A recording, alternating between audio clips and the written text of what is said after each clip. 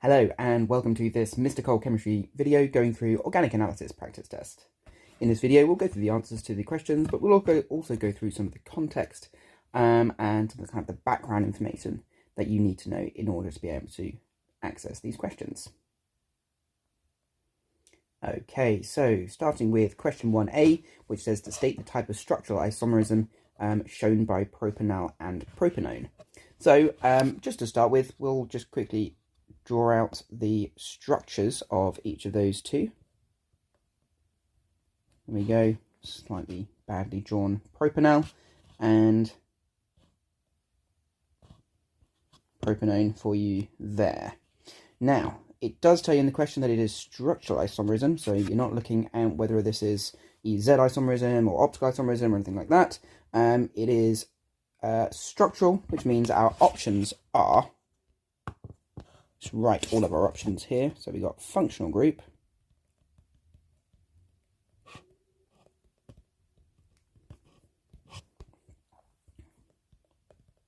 positional, and chain isomerism. Okay, so chain isomerism is looking at when we have different side chains, different branches going on. So if you were to compare, for example, if we were to have butane like that and methyl propane, that would be chain isomerism. So it's not that, we're not looking at different branches, so it's not chain isomerism, which leaves us with functional group and positional. Now, they've picked in this question an intentionally bizarre example, because at first glance this looks like it would be considered positional, because you've got the C double bond O in different places. However, aldehydes and ketones are considered to have different functional groups because they behave so differently. So although they are both carbonyl compounds, we do consider them to be different functional groups. And therefore, the answer is not positional, although it kind of initially appears that it is. And the answer is functional group. Okay, moving on to question B. A chemical test can be used to distinguish between separate samples of propanal and propanone, identify a suitable reagent for the test, and then state what you would observe. So, what we are looking at here is an aldehyde versus a ketone. So, propanal is an aldehyde, and propanone is a ketone. Now, the difference between those two is that you can oxidize an aldehyde, whereas you can't oxidize a ketone. So, for example, what we would have, if we were looking at sort of the chain of events, you could have a primary alcohol, which can be oxidized to an aldehyde, which can be oxidized to a carboxylic acid. You'd have a secondary alcohol, which can be oxidized to a ketone, but no further. And, running out of space here, a tertiary alcohol,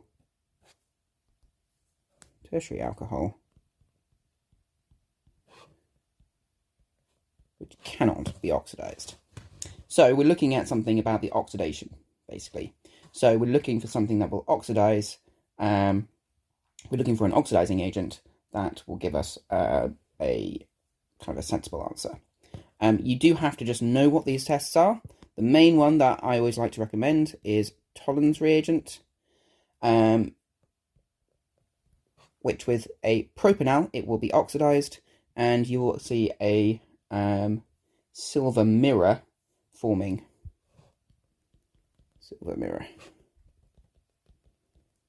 You can also say a black precipitate as well, because that's what happens if your test sort of works, but the silver doesn't deposit properly, or if your test tube, for example, isn't very clean, or is quite old, and there's lots of sort of little kind of scratches on the inside of it, then you tend to get a kind of a black precipitate. The propanone, then, of course, is that there is no change.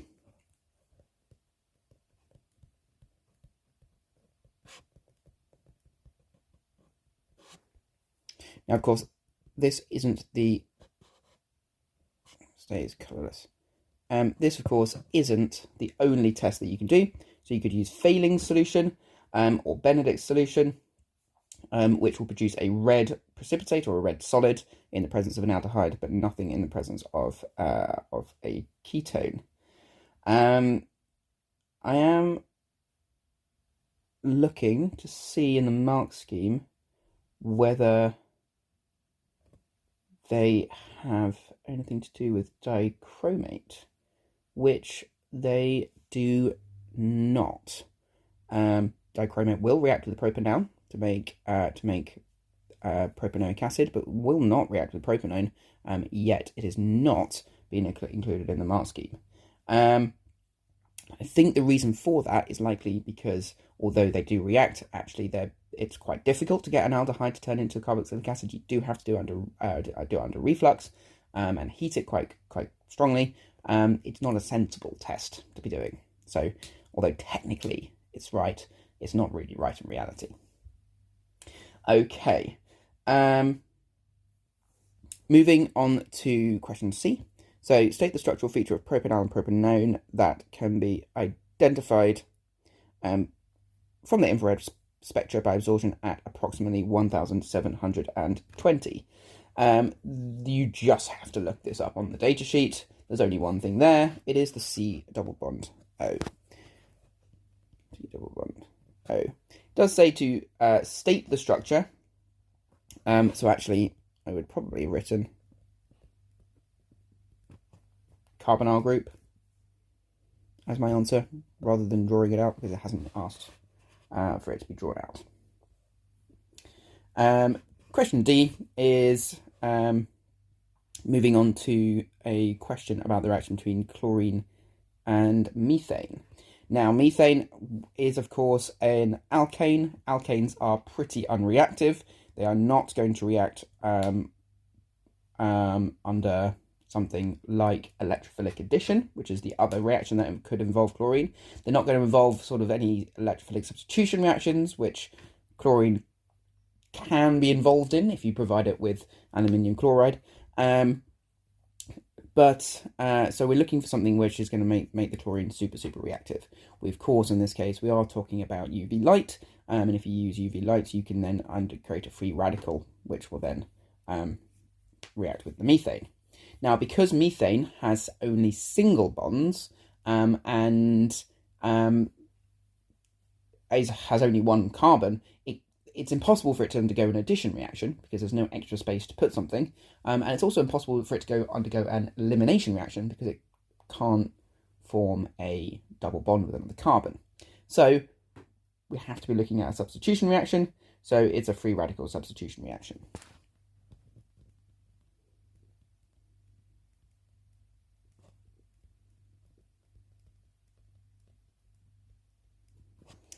Okay, so the next one is asking for the steps in the reaction. So initiation step, there is only one initiation step that you can have for this, which is the chlorine breaking down to form two chlorine free radicals. Dot. The dot doesn't have to go after the Cl, so you could have two kind of dot Cl, or you could even put the dot above the Cl, which would be a bit strange in this context, but technically speaking, you can do that. Then when it comes to propagation steps, we're looking for a reaction between a free radical and a normal molecule. And because it's a propagation step, you start off with a radical and a molecule, and you end up with a radical and a molecule. You just have a different free radical. So it's going to involve the reaction between the radical we've just made. So it's going to be chlorine plus a molecule. Well, we're reacting with propane in this question. So just pay attention to the question, please. Don't think you're still talking about with methane up here. So we're reacting with propane. When it comes to writing the formula of propane, I would be writing out the structural formulas for all of these mechanism questions with free radical substitution, because you're going to need to be able to say which of the atoms becomes the free radical. Okay, so it makes your life easier if you draw it out. So CH3, CH2, CH3. And then in your sort of propagation step, your first propagation step, the free radical basically it reacts with and takes one of the hydrogens. Okay, so if we just, I'm going to show you what's happening in terms of curly arrows. The expectation is not that you ever have to do this, but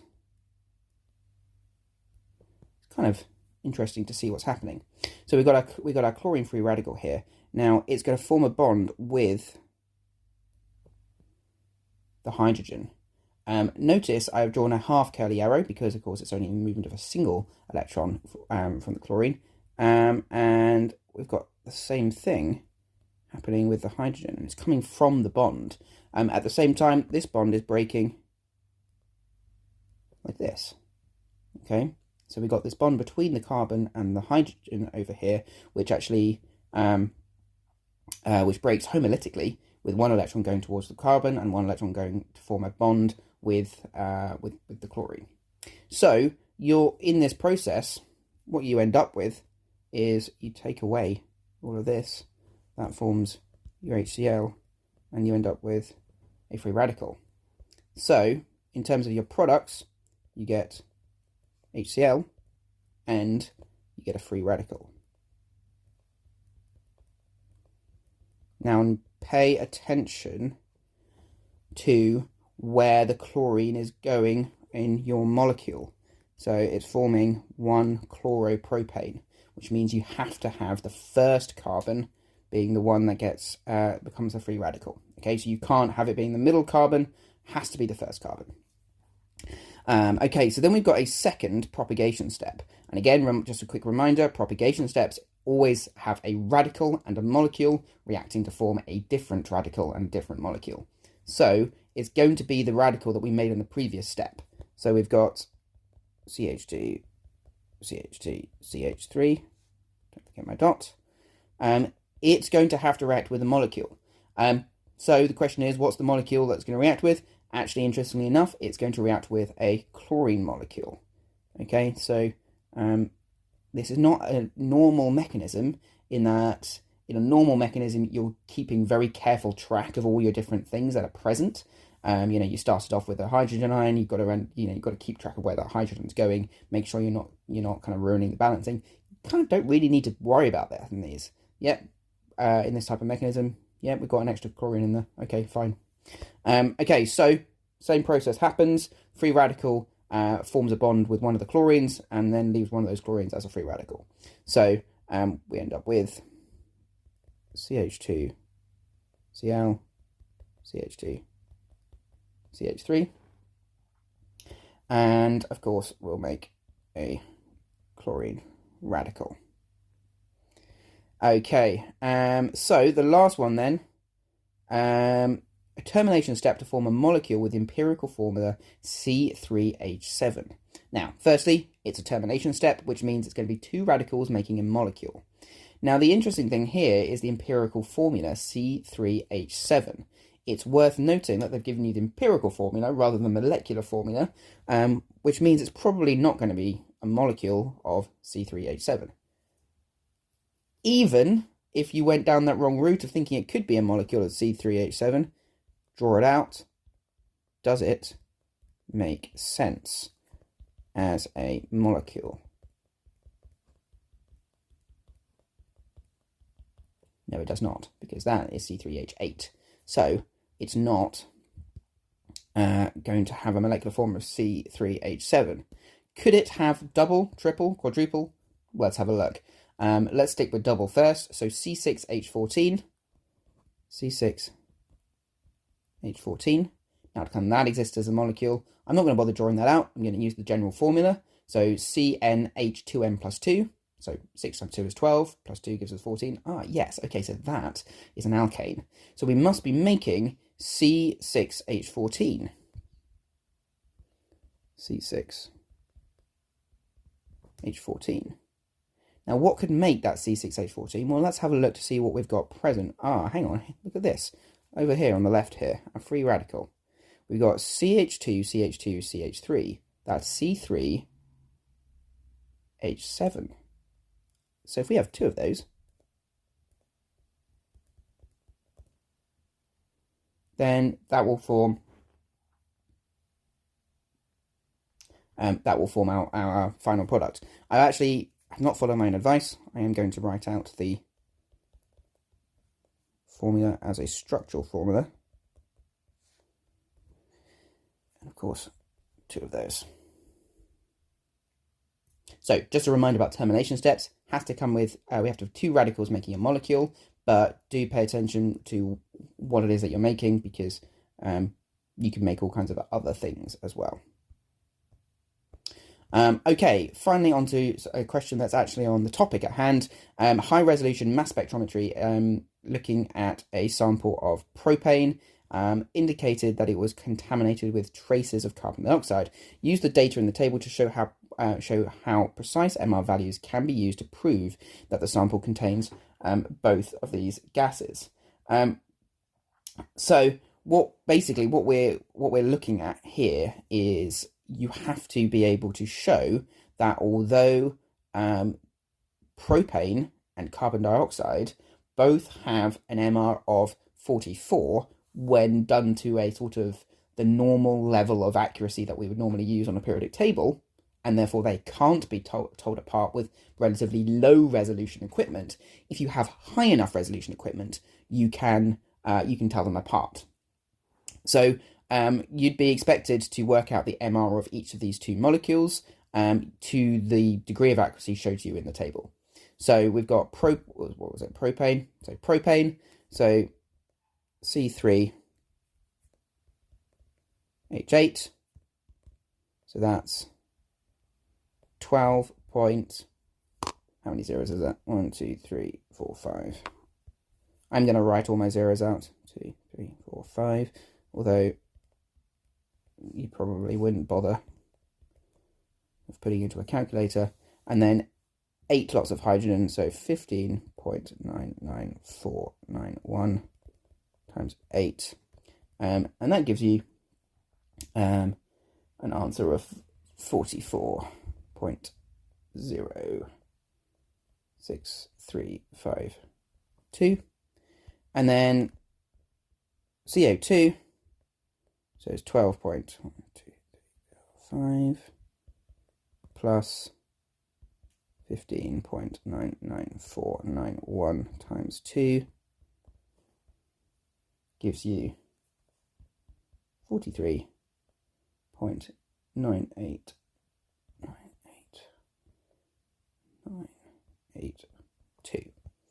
Okay, so you've got two different MRs, and therefore with the high resolution mass spec, you would see two peaks on high res mass spec. Okay, moving on to question 2. This is another standard test tube observation question. So we're looking at a sample of an alcohol that was thought to be contaminated with an alkene. Give a reagent that would be used to confirm the presence of an alkene. So you just have to remember that an alkene will react. Here's an alkene will react with a molecule of bromine molecule as part of bromine water. I'm not going to bother drawing the rest of the mechanism out. Whereas an alcohol will not. So bromine, I would write bromine water because that's what the name of the reagent is. It's important that you, when you're writing out reagents, that you are stating kind of the full name of something. So lots of people, for example, don't write out potassium dichromate or sodium dichromate. They just write dichromate, and they don't get the mark. The full name is bromine. Is bromine water. You're adding dissolves bromine into something, not bromine as a gas or a liquid. The observation then would be orange to colourless. Just a word of warning from the mark scheme. It says observations orange/yellow/red brown to colourless. The red brown to colourless is the iodine. That is if you put iodine. Okay, so bromine is orange or yellow to colourless. Okay, not red brown to colourless. Okay, moving on to question 3. So we are, again, it's another high-res mass spec. It wants to explain measured to 5 decimal places. You cannot distinguish between compounds 1 and 3, and you can distinguish between compounds 1 and 2. Now, I think it's probably worth actually just actually doing this. So we have the information in the previous question that tells us the precise relative atomic masses. So actually, why don't we just work out what the actual MRs are, and we can see why they're different. Okay, so compound 1, first thing, let's just work out the molecular formula. So we got 1, 2, 3, 4 carbons. So C4, 1, 2, 3, 4, 5, 6, 7, 8, C4, H8O. Then we got pentane, we got 1, 2, 3, 4, 5. So C5, H12. And then butanone is C4. C4, 8, H8O. Okay, so we're going to have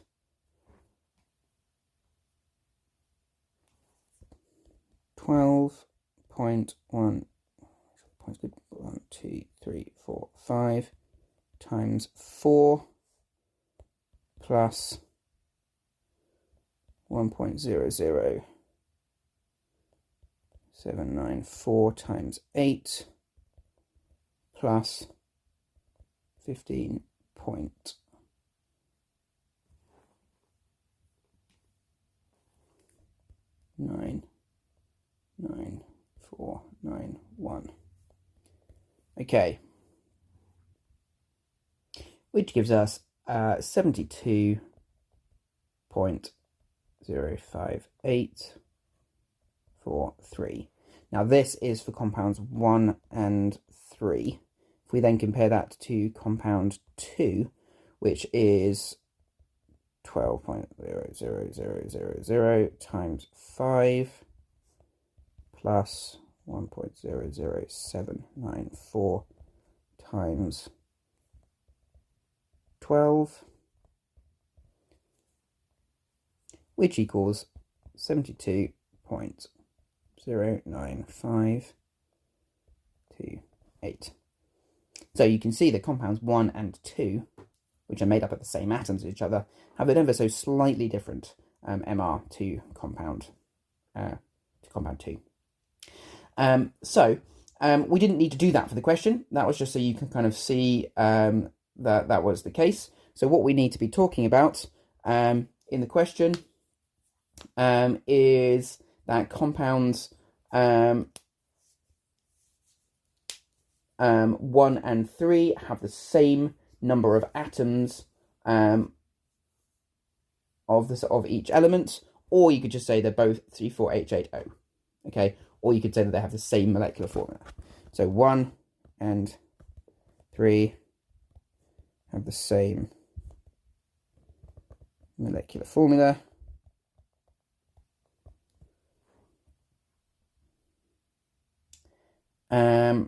And therefore, and 2 has a different molecular formula.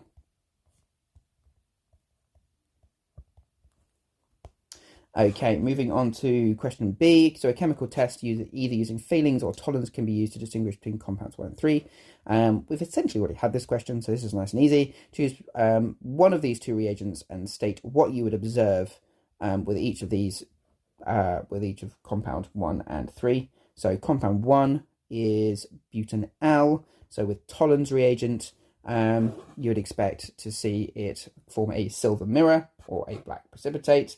And then substance 3, which is butanone, you would expect to see no change or no reaction. With Fehling's, you would expect butanal, substance 1, to form a red precipitate or a red solid, whereas you'd expect with compound 3 it to stay blue or not to change. It does say to ignore no observation, so don't say no observation, do say stay blue. Okay, moving on to question 4. So we've got a question about mass spec going on here. So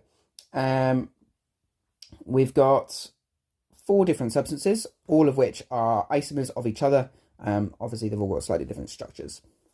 So for each spectrum, we've been given the values for major peaks.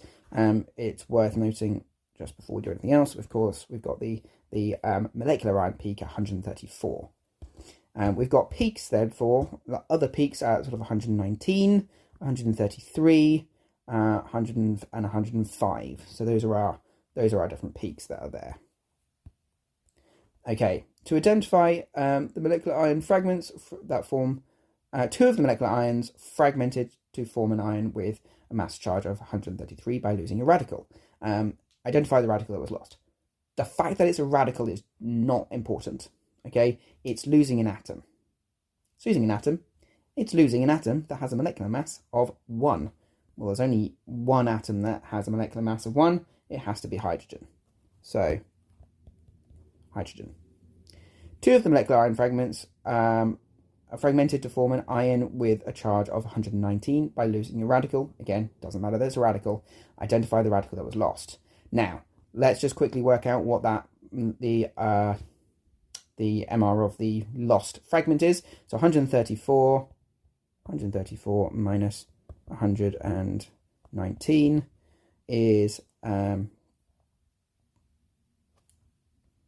15, which means that whatever it is has a mass of 15. Now remember, we're looking at the ends of the molecule when we're losing things. So we're looking at a CH3,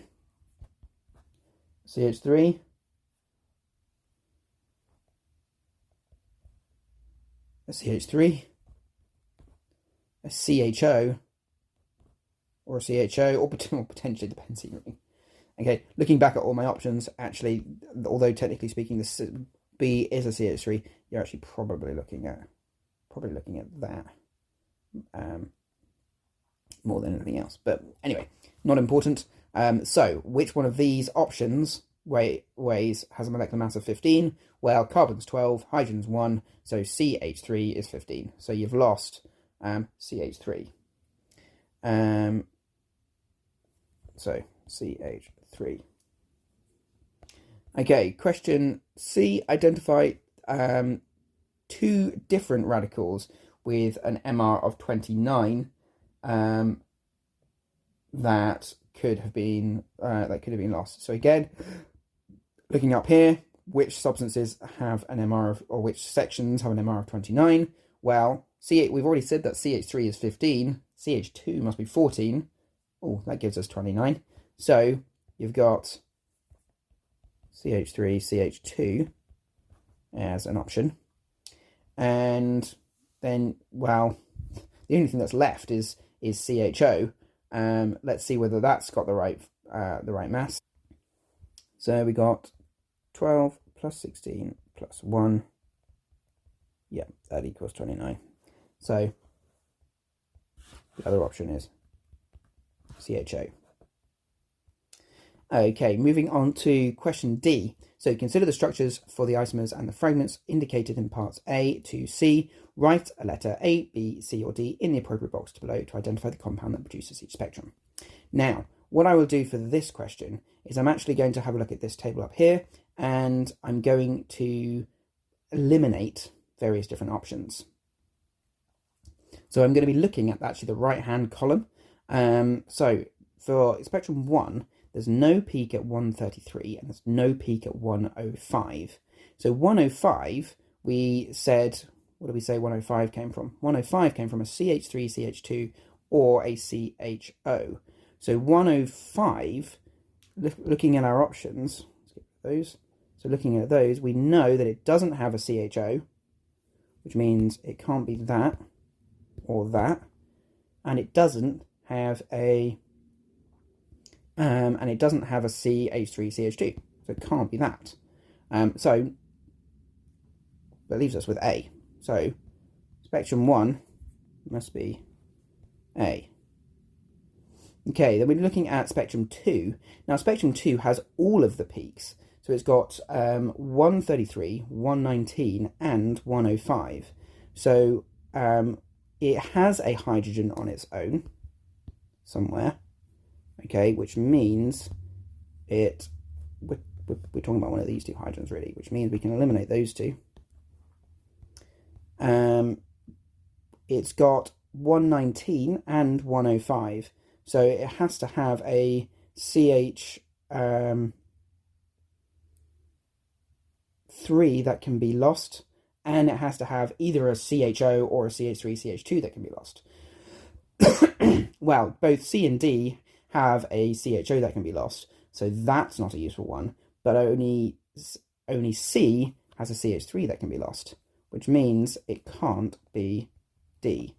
Okay, so just to go over that last bit again, it's the 119 there that kind of gave it away, because the 119 involves the loss of a CH3. There isn't a CH3 here, so can't be that. So that must be, spectrum 2 must be C. Okay, so we've already used up A and C, which means we're just telling the difference between, trying to work out which one's which out of B and D now. Okay, so spectrum 3 has no major peak at 119. Well, it must be D then, mustn't it? Because B will have a peak at 119. So it can't be B, so it must be D. And then spectrum 4 must therefore be B. Spectrum 4 has a peak at doesn't have a peak at 133 or 119. Well, if we have a look, doesn't have a peak at 133 yet, because there's no hydrogen to be lost. Doesn't have a peak at 119. Now that's an interesting one. It's less obvious, because you might be led to believe that you could lose that CH3. In theory, yes, you could. It's not likely though, because actually you're going to see that fragment instead. So you wouldn't expect to see the 119. You would expect to see the 105 though, and you would 105, because you would expect to see that being lost. So yeah, that fits. Okay, moving on to a question about infrared spectrum. So question 5.1, what can be deducted from the broad absorption centered around 3000 per centimeter in the infrared spectrum of X? So you need to take a look at your data sheet, and you will see that there are two options really for anything around 3000. So you will see that there's the 2850 to 3300, which is the CH. Okay, so you can have a CH, which is which fits, or you can have a OH, which fits as well. Now the information that they sort of said in the question is the broad absorption centered around 3000. There is a visual distinction between the peaks that you get for the CH and the OH. The CH peaks will actually be there, but they'll be much smaller. Okay, they'll be hidden behind it. So if you've got a nice broad one, it's OH. It of course is OH from an acid. Make sure you make the distinction, please. Okay, so question part 2 here says to suggest the structure of X. Now this question is a compressed question. I took a bunch of questions out from it, which were relating to NMR. So there's actually multiple possible answers to this question. If you look at the mark scheme, it only gives you one answer. So if you have sat there with a chain isomer of that going, I don't understand why it's wrong, it's because you haven't got enough information in the question. We know it's an acid. We know that it's C5H10O2, so it must be an acid. 2, 3, 4, 5. Wish I had drawn skeletal formula. Let's check that this has the right formula. So C5, 1, 2, 3, 4, 5, H10, 1, 2, 3, 4, 5, 6, 7, 8, 9, 10, O2. Any chain isomer will do. So if we have the skeletal formula of this, which is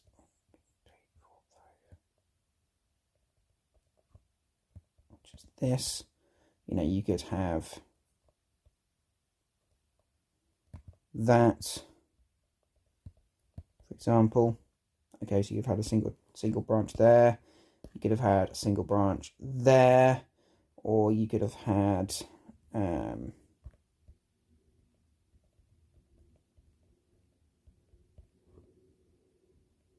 that as well. Okay, moving on to question C. Identify the 2 reagents you could use in a simple chemical test to distinguish between Y and Z.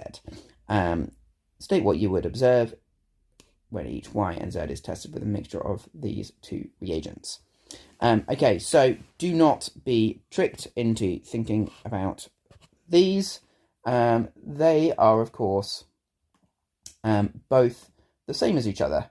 So you've got a secondary carbonyl there. They're both ketones. It's not to do with that. It is to do with the alcohol group. So the alcohol group in Y, of course, is a tertiary alcohol group. There are no hydrogens attached to that carbon. Whereas in Z, we've got a secondary alcohol group. There is a single carbon attached to it. We can oxidize this. We can oxidize this to a ketone, whereas we can't oxidize the tertiary alcohol. So we would use potassium dichromate. So state what you would use to observe it. So acidified potassium dichromate. Now it does say to state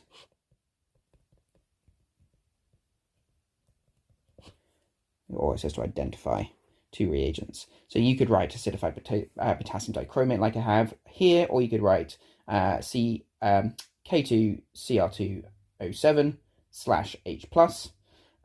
Observation with Y, there would be no reaction. I'm not a big fan of writing no reaction. I would say no color change, or would remain orange.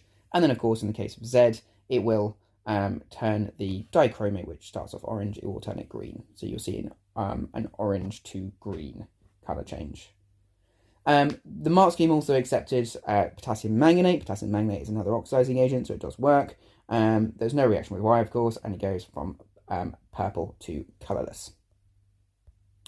Okay, so then we're looking at question 6, which is mainly a question about chromatography, but it starts off by wanting us to determine the percentage by mass of sulfur.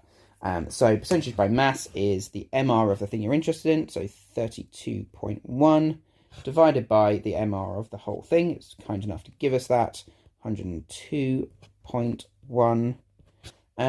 So yeah, mass of the thing you're interested in, MR of the thing you're interested in divided by the MR of the whole thing gives you 31.4%. 31.4%. Obviously, convert that into a percentage rather than a decimal. Okay, So now we've got the question on chromatography. So this question is basically just asking you how you would do it. So chromatography is a technique used to show the presence of a small amount of ETU in ZiNeb. Outline how this technique is used to separate and identify ETU from a sample of ZiNeb powder. Now, if you look in the mark scheme, it will say that you can use column, paper, or TLC in this. Please don't ever write paper. That's is on this mark scheme, but chances are it will never be on any other mark schemes. So do not write paper. Now, I still think that actually TLC probably isn't the best choice. It's good for identifying, but it's not good for separating. It's very difficult to make use of the products afterwards. If you're only separating to identify, then it's fine. But it's a little unclear about whether you're separating for separating's sake or you're separating it to identify it. So I wouldn't suggest TLC either. So I would actually be suggesting the use of column chromatography. So you'd start by dissolving ZiNeb in a solvent. Now the solvent, you probably won't ever have to, in a question like this, you probably won't ever have to suggest a solvent. You could say, you could add a little bit of extra detail. You could say a non-polar solvent, because the vast majority of the time, the stationary phase is going to be polar. Okay, so that's the case in TLC, and it's the case in column chromatography. So they've just said use of column. So, set up a column containing a polar stationary phase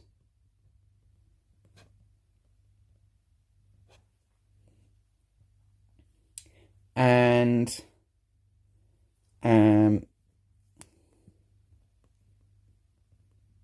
add the dissolved ZiNeb, is that what it's called? ZiNeb. Add the dissolved ZiNeb to the top of your column.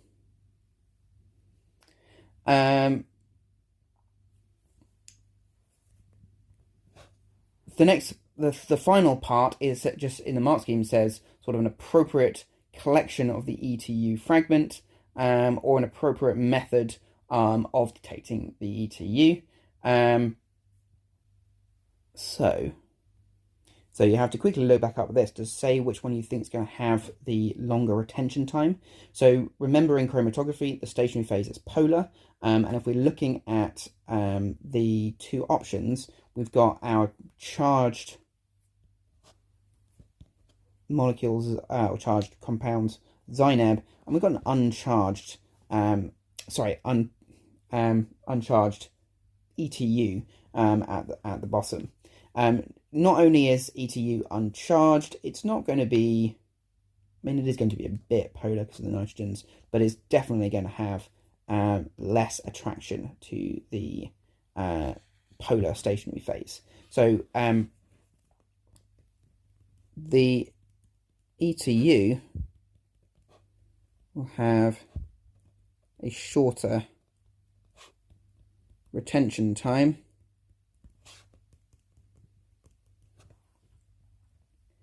and will be collected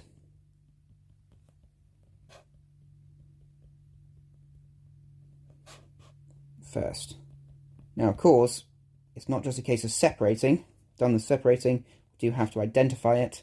So the last thing then is compare the retention time